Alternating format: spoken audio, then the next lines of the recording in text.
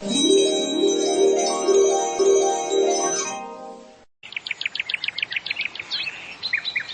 देखो, फिर से शुरू हो गई। मैं तो परेशान हो गई हूँ इस लड़की से। क्या हुआ माँ, क्यों इतना गुस्सा कर रही हो? गुस्सा न करूं तो क्या करूं? हाँ, कब से आवाज लगा रही हूँ, लेकिन इन मैडम को एक बार में सुनाई कहाँ देता है। ओहो माँ, आप ही देखो ना, मैंने कितना सुंदर डिजाइन बनाया, बस इसी में ध्यान लगा था मेरा, शायद इसीलिए आपकी आवाज सुनाई नहीं दी होगी। अच्छा बताओ क्या काम है, मैं ये बाद में पूरा कर लूंगी। कुछ काम नहीं, खाने की थाली कब से लगा कर रखी है, अब महारानी को फुर्सत मिल गई हो तो चलकर खा लो। अच्छा खाना खाना है, अब आप शुरू करो, मैं बस 2 मिनट में आऊं। हाँ हाँ पता है तेरे 2 मिनट।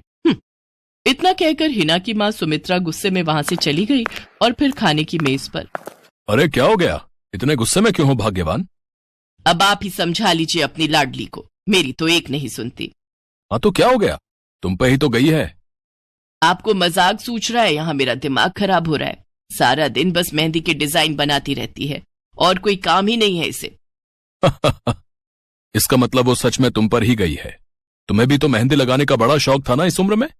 हाँ, पर मैं घर का सारा कामकाज निपटाने के बाद ये सब करती थी। अरे ये तो खाना पीना भी छोड़कर बैठी है। सुमित्रा अपने पति सुरेश से हिना की शिकायतें कर ही रही थी कि तभी हिना वहां आ गई। क्या बनाया माँ? खुशबू तो बड़ी अच्छी आ रही है। मिल गई तुझे फुर्सत? हाँ माँ, देखो ना मेरा आज का डिजाइन, पापा देखिए ना कैसा है। सच में डिजाइन तो वाकई बढ़िया बनाया है लाडो। ये लाडो बोल बोल कर आपने ही इसका दिमाग खराब करके रखा है। मेरी जान को कितना काम है पता है, ती जा रही है, मगर ये लड़की मेरी बिल्कुल मदद नहीं करती। ओहो, आज सिर्फ खरी खोटी ही सुनाओगी या कुछ खाना भी मिलेगा भाग्यवान? सुरेश की बात सुनकर सुमित्रा की हंसी निकल गई और उसे हंसता देख सभी लोग हंसने लगे। हिना अपने माता पिता की अकेली संतान थी। हिना को बचपन से ही मेहंदी के नए नए डिजाइन बनाने का बड़ा शौक था। वो कागज पर रोज कुछ न कुछ नया बनाने की कोशिश करती और फिर उसे अपने या अपनी माँ के हाथों पर लगाती। हिना के कॉलेज की पढ़ाई भी अब पूरी हो गई थी, तो अब उसके लिए रिश्ते आने भी शुरू हो गए थे। अरे सुमित्रा कहाँ हो, जल्दी आओ। क्या हुआ जी? जरा इस फोटो को तो देखो, कैसा है लड़का? दिखने में तो बहुत ही बढ़िया है। हाँ, वो कानपुर वाले फूफा जी है ना, उन्होंने बताया है इस लड़के के बारे में। अपनी हिना के लिए कैसा रहेगा? लड़का काम क्या करता है और परिवार में कौन कौन है? फूफा जी बता रहे थे कि कानपुर में इनका अपना कारखाना है, वहां ये अपना दोने पत्तल और डिस्पोजल वगैरह बनाते हैं। ये अच्छा पैसा कमा लेता है, फूफा जी की रिश्तेदारी में है। हाँ, पर उससे पहले ये फोटो एक बार हिना को तो दिखा दो, उसे लड़का पसंद आ जाए तभी बात आगे बढ़ानी चाहिए ना। अरे हाँ, ये भी सही कह रही हो। लाडो, ओ लाडो, अरे कहाँ है बिटिया? सुरेश ने फौरन जाकर कमल की फोटो हिना को दिखाई तो हिना को भी कमल पसंद आ गया। उधर कमल को भी हिना पहली ही नजर में भाग गई और इस तरह से कुछ ही दिनों में कमल और हिना की शादी खूब धूमधाम से हो गई। शादी के बाद कमल और हिना अपनी गृहस्थी में बहुत खुश थे। फिर एक शाम। ये क्या लिख रही हो हिना? लिख नहीं रही हूँ, मेहंदी का डिजाइन बना रही हूँ। अच्छा, पर कागज पर क्यों? प्रैक्टिस तो रोज ही करनी होती है ना, तो इसीलिए कागज पर डिजाइन बनाती हूँ। अच्छा, अब जरा दिखाओ तो सही। अरे वाह, ये डिजाइन क्या सच में तुमने बनाया है? हाँ अच्छा है ना, अब मैंने और भी बनाकर रखे हैं, रुकिए मैं भी लेकर आती हूँ। हिना ने अपने बनाए सारे डिजाइन्स कमल को दिखाए, जो कमल को बहुत पसंद आए और उसने हिना की खूब तारीफ की। सब कुछ अच्छा चल रहा था और ऐसे ही हंसी खुशी दिन बीत रहे थे। लेकिन फिर एक सुबह। हेलो, क्या हुआ राठी जी, इतनी सुबह सुबह फोन क्यों किया? सर आप जल्दी से आ जाइए, गजब हो गया, अपनी फैक्ट्री में आग लग गई है सर, सब कुछ जल गया सर, कुछ भी नहीं बचा सर, जल्दी आ जाइए आप। फोन पर अपने मैनेजर की बात सुनकर कमल के पैरों तले जमीन खिसक गई। फैक्ट्री पहुंचा तो देखा वाकई फैक्ट्री पूरी तरह से जल रही थी। तभी एक जलती हुई बड़ी सी लकड़ी कमल पर आ गिरी, जिसकी वजह से वो बुरी तरह झुलस गया। उसे फौरन अस्पताल पहुंचाया गया और यहाँ से सब कुछ बदल गया। फैक्ट्री के काम को बढ़ाने के लिए कमल ने हाल ही में कई सारी नई मशीनें लोन पर खरीदी थी। मशीनें तो नहीं बची, लेकिन लोन चुकाने के चक्कर में पहले कमल की गाड़ी बिकी और फिर घर। मजबूर होकर कमल और हिना अब किराए के मकान में रहने लगे थे। फिलहाल कमल की हालत ऐसी नहीं थी कि वो कोई और काम कर सके। ऐसे में हिना ने घर चलाने का जिम्मा उठाया और वो घर घर जाकर औरतों के हाथों पर मेहंदी लगाने लगी। हालांकि इस काम से उसे बहुत कम पैसे ही मिल पा रहे थे, लेकिन हिना फिर भी पूरी मेहनत कर रही थी। क्या से क्या हो गया ना हिना, मैं किसी काम का नहीं रहा, हम बर्बाद हो गए। मैंने कहा था तुम्हें रानी बनाकर रखूंगा, मगर मेरे रहते हुए भी तुम्हें कितना संघर्ष करना पड़ रहा है। ऐसा क्यों कह रहे हैं आप बिल्कुल चिंता मत कीजिए, देखना धीरे धीरे सब ठीक हो जाएगा। हिना चाहती थी कि वो अपना एक पार्लर खोले, लेकिन फिलहाल ये मुमकिन नहीं था। मेहंदी लगाने का काम भी सीजन पर ही मिल पाता था, तो अब दिक्कत खाने पीने की भी होने लगी। ऐसे में हिना ने एक सेठ के घर मेड का काम करना शुरू कर दिया। और फिर एक दिन, सुन, तुझे कोई मेहंदी वाली पता है क्या? क्यों मैडम? अरे वो तीज आ रही है ना, तो मेहंदी लगवानी थी। हाँ, बाहर इतनी गर्मी है, अब ऐसे में कौन बाहर जाए, तो घर पर ही आकर कोई लगा दे तो बढ़िया रहेगा। अब हाँ मैडम, मैं बहुत अच्छी मेहंदी लगाती हूँ, आप मुझसे लगवा लो। ना ना ना, अगर खराब कर दी तो? तीज की पार्टी है मेरे यहाँ, मेहंदी तो बढ़िया ही लगवानी है मुझे। मैडम आप बिल्कुल चिंता मत कीजिए, और रुकिए, मैं अभी आपको कागज पर मेहंदी का डिजाइन बनाकर दिखाती हूँ, फिर आगे आप ही तय करना। इतना कहकर हिना ने फौरन एक कागज लिया और कुछ ही देर में उस पर एक बहुत ही सुंदर मेहंदी का डिजाइन बना दिया। और फिर, अरे वाह, ये तो सच में बहुत सुंदर है, बिल्कुल नया और बहुत ही खूबसूरत डिजाइन है। अब तू ये डिजाइन मेरे हाथ पर भी सेम टू सेम लगा देगी ना? हाँ मैडम, आप मुझ पर विश्वास कीजिए, मैं बचपन से ये करती आई हूँ। उस दिन हिना ने पूरे मन से अपनी मालकिन के दोनों हाथों पर मेहंदी लगाई। हिना ने जो डिजाइन बनाया था वो एकदम नया था और सुंदर भी। फिर अगले दिन, नमस्ते साहब, वो आपको कुछ? हाँ, मैं तुम्हारा ही इंतजार कर रहा था। ये कल शिवानी के हाथों पर तुम ही ने मेहंदी लगाई थी ना? जी साहब, मैंने ही लगाई थी। अब कोई गलती हो गई क्या मुझसे? नहीं, ऐसी कोई बात नहीं है, बस ये जानना था तुमसे कि मेहंदी का वो डिजाइन कहाँ से देखकर लगाया तुमने? कहीं से नहीं साहब, वो तो मैंने खुद से सोचा था, मैं कभी कहीं से देखकर डिजाइन नहीं बनाती। अच्छा, अगर ऐसा है तो जरा ये कागज और जरा इस पर एक मोर की थीम पर बेस्ड एक डिजाइन बनाकर दिखाओ, पर याद रहे डिजाइन बिल्कुल नया होना चाहिए। जी साहब, बस 2 मिनट दीजिए।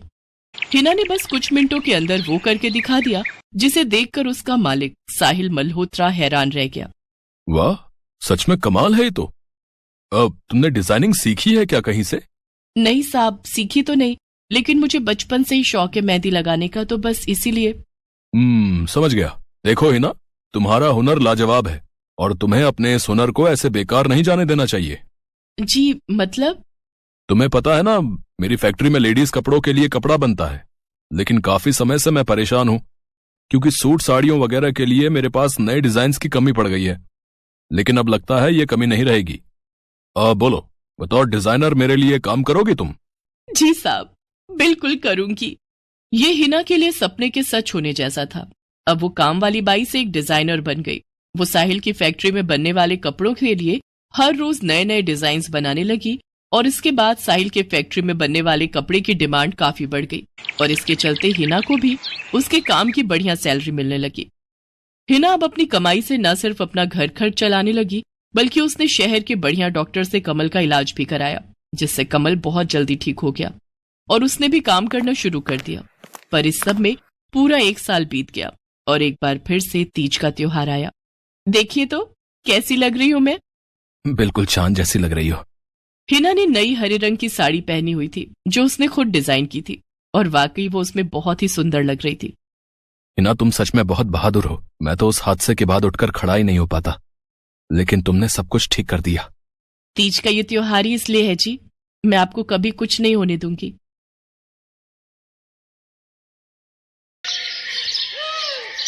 मीरा, ओ मीरा, चल तो जल्दी से आटा गूंथ दे, मैं फटाफट रोटियां सेक दूंगी। नहीं माँ, मैं नहीं गूंथ पाऊंगी, मैंने मेहंदी लगा ली है हाथ पर। क्या? सुबह सुबह तू फिर मेहंदी लगाकर बैठ गई? बड़ी मक्कार है सच में, काम में मदद ना करनी पड़े इसलिए जब देखो मेहंदी लगाकर बैठ जाती है। चल जल्दी से हाथ धोकर आ मेरे पास, मुझे काम पर जाने के लिए देर हो रही है। माँ, बस आज कर लो ना, देखो ना मैंने कितनी मेहनत से कितना सुंदर डिजाइन बनाया है। लेकिन जैसे ही उसकी नजर मीरा के हाथों पर पड़ती है, उसका गुस्सा पल भर में गायब हो जाता है। वो मीरा से कहती है, अरे वाह मीरा, तूने तो बड़ी सुंदर मेहंदी लगाई है। हाँ माँ, वो शांति दीदी ने मुझे एक किताब दी थी कल, उसमें बड़े सुंदर सुंदर डिजाइन बने हैं, बस उसी में से देखकर लगाई है मैंने। सुंदर है ना? हाँ बहुत सुंदर है। अरे लेकिन मुझे तो, ओफो, फिर लगा लिया ना तूने बातों में। पहले से ही देर हो रही है, ऊपर से तू भी मेहंदी लगाकर महारानी जैसे बैठ गई है। माँ तुम इतना परेशान क्यों होती हो? 1-2 घंटे में जब मेरी मेहंदी सूख जाएगी तो मैं घर के सारे काम कर दूंगी। मीरा की बात मानकर कावेरी काम पर चली जाती है। वो एक बड़ी सोसाइटी के घरों में काम करती थी और इसी काम से कावेरी और मीरा का गुजारा चलता था। कावेरी के पति की कई साल पहले एक सड़क हादसे में मौत हो गई थी।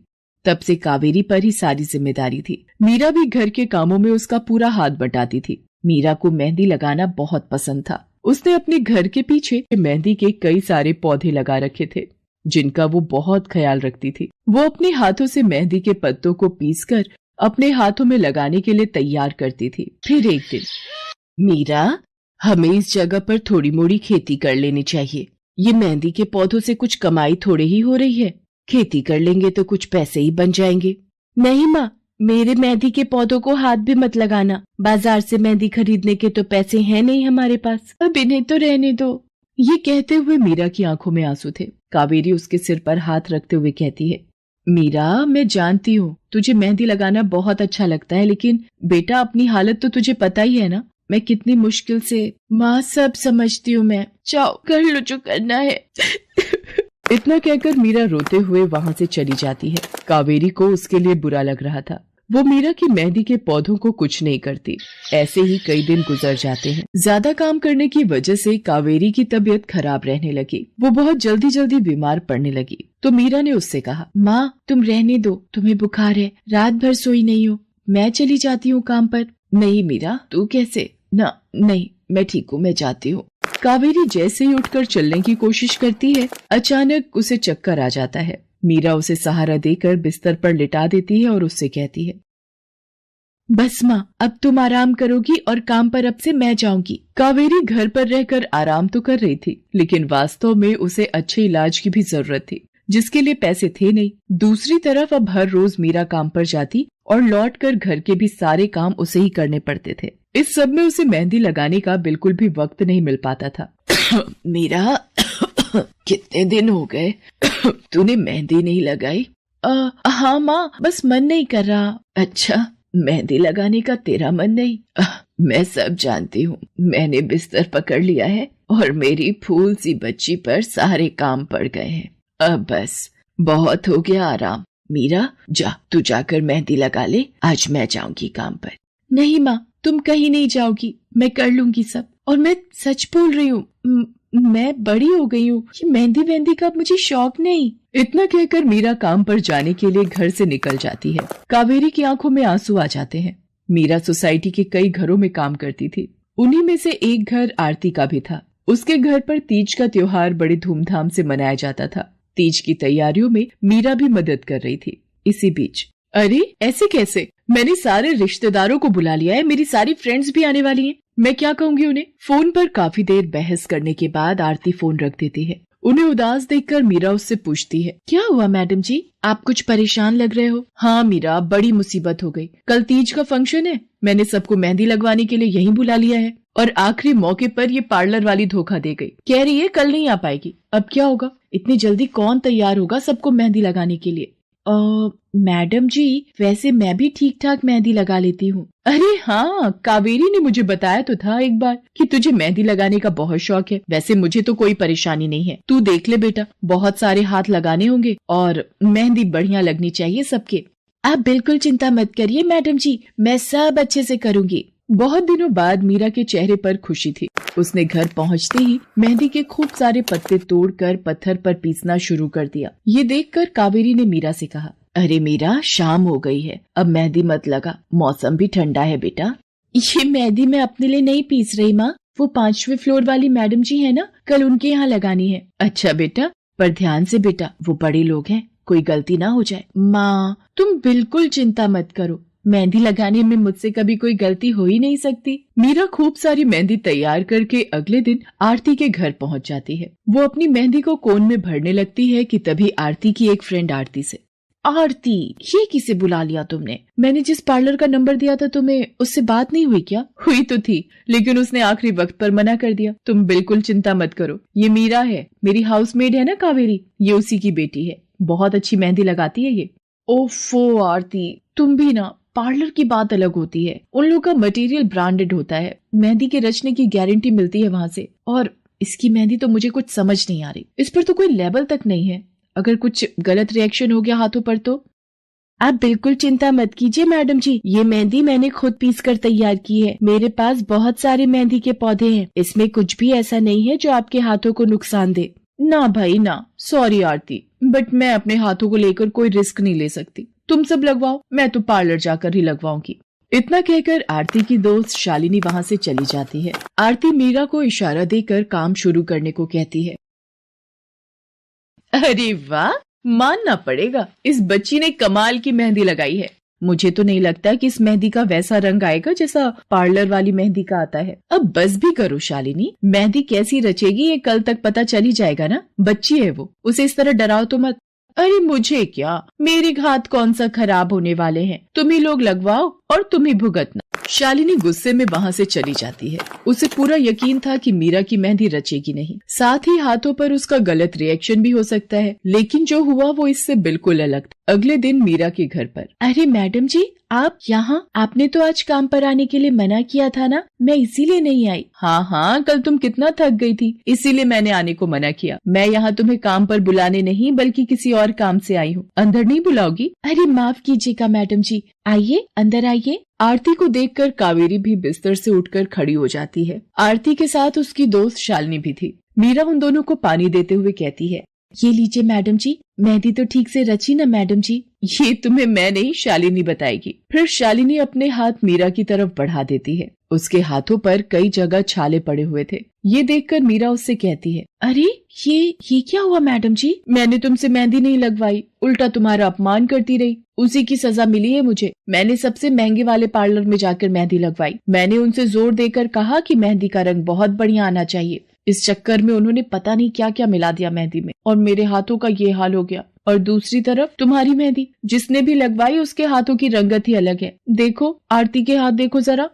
आरती ने अपने हाथ आगे बढ़ा दिए, जिन पर मीरा के हाथों से लगी मेहंदी का बहुत ही अच्छा रंग चढ़ा था। फिर आरती कावेरी के पास जाकर उससे बोली, बस कावेरी, ये झाड़ू पोछा और बर्तन बहुत करवा लिए तुमने मीरा से, ये अब वो करेगी जो इसे करना चाहिए। जी क्या मतलब मैडम जी? ये अब मेहंदी लगाएगी सबके हाथों पर। हमारी एक दोस्त का अपना ब्यूटी पार्लर है, उसे मीरा का काम और उसकी मेहंदी की क्वालिटी बहुत अच्छी लगी। वो मीरा को अपने यहाँ काम देना चाहती है, अच्छे पैसे भी देगी वो मीरा को, और तो और वहाँ रहकर मीरा पार्लर के दूसरे काम भी सीख पाएगी। आरती की बात सुनकर कावेरी की आंखों में आंसू आ जाते हैं। वो हाथ जोड़कर आरती का शुक्रिया अदा करती है। मीरा भी बहुत खुश थी। अब न सिर्फ वो अपना मेहंदी लगाने का शौक पूरा कर सकती थी, बल्कि अच्छे पैसे कमाकर अपनी माँ का इलाज भी करवा सकती थी। एक समय की बात है, केशवपुर नामक गांव में सरला नाम की एक बूढ़ी विधवा औरत अपने बेटा बहू के साथ रहती थी। सरला की बहू जया स्वभाव से बहुत बुरी थी। वो रोजाना सरला से बात बात पर लड़ती रहती थी। सरला का पति किशन शहर में मजदूरी करता था, इसलिए वो कभी कभी ही गांव आ पाता था। किशन शहर से घर खर्चे के लिए पैसे भेजता तो 2 लिफाफे भेजता, एक अपनी माँ के नाम और एक अपनी पत्नी के नाम। पर जया सरला के पैसे भी अपने पास ही रख लेती थी। ऐसे ही एक दिन, ये सरला देवी और जया जी के नाम के मनी ऑर्डर हैं। लाओ भैया, जल्दी से मुझे दे दो। ये सरला देवी के हस्ताक्षर करके ही उन्हें मिलेगा। माँ जी आराम कर रही हैं, लाओ मैं अंगूठा लगवा कर लाती हूँ। ए बुढ़िया, जल्दी से इस कागज पर अंगूठा लगा दे। भैया मनी ऑर्डर मुझे दे दो। जया सारे पैसे अपने पास रख लेती है और अपने और बेटे बिट्टू के लिए खाने पीने की चीजें खरीद लाती है। माँ बहुत भूख लगी है। ये देख मैं तेरे लिए कितने सारे पकवान लाई हूँ, पूड़ी, छोले, समोसे, कचौड़ी। चल हम दोनों मिलकर खाते हैं, मजा आ जाएगा। जया बहू, बहुत भूख लगी है, सुबह से कुछ भी नहीं खाया है। अगर थोड़ा सा कुछ खाने को मिल जाता तो। पता नहीं इस बुढ़िया को कितनी भूख लगती है, जब देखो हम माँ बेटे के खाने पर नजर लगाती रहती है। ये ले पकड़, आधी कचौड़ी दे रही हूँ, अब रात तक कुछ खाने को नहीं मिलेगा। और तुझे तो मैंने बोला था कि कपड़े धो देना, तेरे से अभी तक कपड़े नहीं धुले। ये कचौड़ी खाकर चुपचाप सारे कपड़े धो देना, नहीं तो मुझसे बुरा कोई नहीं होगा। बेचारी सरला कचौड़ी का एक टुकड़ा खाकर भला क्या पेट भरती। वो फिर से दोबारा काम पर लग जाती है। एक दिन किशन शहर से वापस आने वाला था। जया को पता था कि जब किशन सरला से पूछेगा कि वो उसे पैसे बराबर भेजता है तो उसे मिलते हैं या नहीं। ये बात सोचकर जया थोड़ा घबरा जाती है और वो सरला से कहती है, ओ बुढ़िया, अगर तूने अपने बेटे से कहा कि तुझे उसके भेजे हुए पैसे नहीं मिलते तो मुझसे बुरा कोई नहीं होगा। वो तो एक दिन रहकर चले जाएंगे, उसके बाद जो मैं तेरा हाल करूंगी ना, फिर तू देखती रह जाएगी। इसलिए अपने बेटे के सामने दुखड़े रोने की कोशिश मत करना। नहीं बहू, मैं किशन को कुछ नहीं कहूंगी। माँ, मैंने तुम्हें पैसे भेजे थे, वो तुम्हें मिल गए थे ना? अरे आप बिना कैसी बातें करते हो? माँ जी को मैं बराबर से पैसे देती रहती हूँ। माँ जी, ये लो गरम गरम पनीर के पकौड़े, आप भी खाओ। किशन 2 दिन रहकर शहर वापस चला जाता है। जया फिर से अपने रूप में आ जाती है। दिन भर सरला काम करके एक दिन चक्की से आटा पिसवा कर लौट रही थी कि अचानक उसे चक्कर आ जाते हैं। रिक्शा में जाती एक लड़की देख लेती है। भैया, इन्हें उठाने में मेरी मदद करो, बेचारी पता नहीं कौन है। सुमन, ये तेरे साथ कौन है? ये रास्ते में बेहोश हो गई थी, मैं इन्हें घर ले आई, लगता है इन्हें होश आ गया है। अब कैसा लग रहा है आपको? मैं ठीक हूँ बेटी, तुम्हारा बहुत बहुत शुक्रिया बेटी। माँ जी, आप इतनी भारी आटे की बोरी अकेले ही उठा कर ले जा रही थी, आपके बच्चे या कोई? सरला की आंखों में आंसू आ जाते हैं, वो रो पड़ती है। माँ जी, कोई परेशानी है तो आप हमसे कह सकते हो, मुझे लग रहा है आप बहुत परेशानी में हो। क्या करूं बेटी, मैं इस जीवन से हार गई हूँ। सरला के दुख का घड़ा फूट जाता है और वो सारा दुख सुमन और बाकी लड़कियों को बताती है। अब इस संसार में जीने की कोई इच्छा नहीं है मेरी। माँ जी, ऐसा मत सोचिए, आप जीवन से यूं निराश मत होइए। अब आप अपनी बहू के पास वापस मत जाना, आप यहाँ हमारे साथ रहो। बेटी, तुम बहुत अच्छी हो, भगवान तुम्हारा भला करे। तुम लोग यहाँ गांव में रहती हो क्या? जी माँ जी, हम मेहंदी वाली हैं। हम लोग मेहंदी लगाने का काम करती हैं और आसपास के गांव और शहरों में मेहंदी लगाने जाती हैं। क्या मैं भी ये काम सीख सकती हूँ? क्यों नहीं, बिल्कुल, और ये तो बहुत अच्छी बात है। हमारे ग्रुप में आप भी जुड़ जाओगे, मैं आपको मेहंदी लगाना सिखाऊंगी। सरला अब उन लड़कियों के साथ ही रहने लगी और कुछ ही समय में वो बहुत अच्छी मेहंदी लगाना सीख गई। इधर जया सरला के कुछ दिन तक वापस न आने से घबरा जाती है। ये बुढ़िया इतने दिनों से कहाँ गायब है, मुझे तो कोई खोज खबर नहीं है। बिट्टू के बापू ने हम सबको अचानक शहर बुलाया है, वहां जाकर अब यही बोलना पड़ेगा कि बुढ़िया की तबीयत खराब थी इसलिए नहीं ला सकी। जया बिट्टू को लेकर किशन के पास शहर पहुंचती है। क्या हुआ जया, माँ तुम्हारे साथ नहीं आई? वो माँ जी की तबीयत कुछ ठीक नहीं थी, इसलिए मैंने उन्हें बोला कि वो गांव में ही रहें। बेकार में सफर करती तो उनकी तबीयत और खराब हो जाती। पर तुमने मुझे अचानक क्यों शहर क्यों बुला लिया? अरे वो हमारे सेठ जी की लड़की की शादी है, इसलिए उन्होंने बोला कि कोई ऊपर के कामों के लिए मिल जाए। मैंने सोचा तुम्हें बुला लेता हूँ, और माँ भी थोड़े दिन के लिए मेरे पास रह लेगी। चलो कोई नहीं, मैं तुम्हें मालकिन से मिलवा देता हूँ। देखो किशन, शाम को मेहंदी का समारोह है तो काम अच्छे से निपटाने हैं। जितने भी मेहमान आएंगे उनके स्वागत में कोई कमी ना होने पाए। आप चिंता मत करो मालकिन, सब हो जाएगा। ये मेरी पत्नी है, मैंने इसे गांव से बुला लिया है, ये सब संभाल लेगी। जया मेहंदी समारोह की तैयारियों में काम करवाने लगती है। सब मेहमान आने लगते हैं। रिचा, मेहंदी वाली अभी तक नहीं आई, कितने बजे का टाइम दिया था? मम्मी, मेरी उनसे बात हो गई है, बस कुछ ही देर में आती होंगी। लो वो आ गई। माँ जी, ये यहाँ कैसे? मेहंदी वाली लड़कियों के साथ? माँ यहाँ? जया, तुम तो कह रही थी कि माँ बीमार है और गांव में है, पर माँ मेहंदी वाली लड़कियों के साथ क्या कर रही है? मुझे कुछ समझ नहीं आ रहा। मैं माँ के पास जा रहा हूँ। माँ, तुम यहाँ इन सबके साथ? किशन बेटा, आप मेरे साथ इधर आइए, मैं आपको सब बताती हूँ। ये लड़की इनको सब कुछ बता देगी। शायद आप नहीं जानते हैं, आपकी पत्नी ने आपकी माँ पर बहुत जुल्म किए हैं, इसीलिए ये बेचारी अपना घर छोड़कर हमारे साथ रहने को मजबूर थी। सुमन किशन को सारी सच्चाई बताती है। सरला की आंखों में आंसू आ जाते। किशन सबके साथ जब घर आ जाता है। जया, तुम्हें शर्म आनी चाहिए। तुमने मेरी माँ के साथ इतना बुरा व्यवहार किया। तुम्हारी वजह से मेरी माँ दर दर भटक रही है। अब तुम मेरे साथ एक पल भी नहीं रहोगी। बिट्टू को मैं पाल लूंगा। अभी के अभी अपने मायके निकल जाओ। ऐसा मत कहो, मैं आप लोगों के बिना कैसे रहूंगी। मुझे माफ कर दो, मुझे माफ कर दो, मेरे से गलती हो गई। माँ जी, मुझे माफ कर दो। किशन बेटा, मैं किसी से भी नाराज नहीं हूँ। जया बहू को माफ कर दे। गलती इंसान से ही होती है बेटा। मैंने जया बहू को माफ कर दिया। किशन जी, आप चिंता मत कीजिए, आपकी माँ जी अब हमारे साथ ही काम करेंगी। उस दिन के बाद जया ने अपना व्यवहार बदल लिया। सरला ने मेहंदी लगाना नहीं छोड़ा। वो अपनी मेहंदी लगाने के काम को करती रही। जया को अपनी गलती का एहसास हो गया था। अब वो भी सरला की बहुत देखभाल करती थी। संध्या की बुआ जो कि दिल्ली में रहती थी, वो उसके लिए एक अच्छे घर का रिश्ता लेकर आई थी। देखो भैया, मेरी इतनी जान पहचान तो नहीं है लड़के वालों से, पर इतना जानती हूँ, अड़ोस पड़ोस में कहीं पूछोगे तो लोग अच्छा घर ही बताएंगे। ठीक है सुमन, अगर तुम कहती हो तो लड़के वालों को एक बार बुला लेते हैं। अब संध्या भी लड़के को देख लेगी। संध्या की बुआ लड़के वालों से अपने तरीके से बात कर लेती है और कुछ दिनों बाद संध्या की शादी विपुल नाम के लड़के से हो जाती है। पता नहीं इस काम वाली को छुट्टी लेकर गांव अभी जाना था। उसे पता था शादी वाला घर है, नई नवेली दुल्हन आएगी तो घर में 100 काम होंगे, फिर भी बिना बताए गांव निकल गई।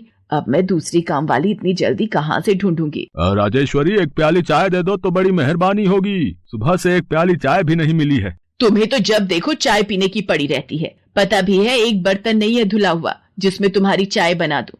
ढेरों बर्तन रसोई में पड़े हैं झूठे। माँ, मैं कॉलेज जा रही हूँ, तुम मुझे ये मत कहना कि मैं छुट्टी कर लूं और तुम्हारे साथ घर का काम करवाऊं। मेरा आज बहुत बड़ा प्रोजेक्ट सबमिट होना है, इसलिए मैं तो कोई काम नहीं कर सकती। ये लो, अब इसे भी अभी कॉलेज जाना था। अब मैं क्या करूं, कुछ समझ नहीं आ रहा। संध्या की सास राजेश्वरी अभी काम वाली को लेकर परेशान हो ही रही थी। तभी संध्या राजेश्वरी की सारी बातें सुन लेती है और रसोई में जाकर बर्तन धोने लगती है। अरे संध्या बहू, तुम ये रसोई में क्या कर रही हो? हटो हटो हटो, ये झूठे बर्तन तुमसे थोड़ी करवाऊंगी। अभी तुम्हारे हाथों की मेहंदी भी नहीं उतरी। माँ जी, आप परेशान मत हो, मैं थोड़ी देर में ही सारा काम निपटा दूंगी। आप अकेले इतना काम नहीं कर पाओगे। ठीक है, अगर तुम कहती हो तो मैं कोई और काम कर लेती हूँ। माँ, पड़ोस में किसी से पता करो, शायद कोई और काम वाली मिल जाए। मैंने पूछा था, पर अभी किसी भी काम वाली के पास समय नहीं है। पुलकित काम पर चला जाता है। संध्या सारे घर का काम करती है। अब तो रोजाना ही ऐसा होने लगा। काम वाली तो थी नहीं। संध्या की ननद पूजा सुबह होते ही कॉलेज निकल जाती और सास पैरों में दर्द के बहाने बिस्तर पर आराम करती। संध्या तो मानो घर के कामों में ही उलझ गई। एक शाम, माँ, तुम बिल्कुल सही बहू ढूंढ कर लाई हो। बेचारी गरीब घर की है, इसलिए चुपचाप संस्कारी बहू की तरह घर के काम कर लेती है। अगर कोई पैसे वाले घर की लड़की बहू बनाकर ले आती तो वो पूरे घर को अपने इशारों पर नचाती और तुम और मैं बस बर्तन घिसते रह जाते। तभी तो मैंने इसकी बुआ को शादी के लिए हाँ कह दिया था। मुझे पता है ये गरीब घर की लड़कियां बड़ी सीधी सादी बहुएं साबित होती हैं। अब काम वाली गांव भाग गई। सोच ये ना होती तो कौन काम करता। राजेश्वरी, तुम दोनों माँ बेटी को तो संध्या बहू का शुक्रगुजार होना चाहिए। बेचारी ने आते से ही पूरा घर संभाल लिया। ऐसे ही दिन बीत रहे थे। संध्या सभी घर वालों की देखभाल का पूरा ध्यान रखती थी।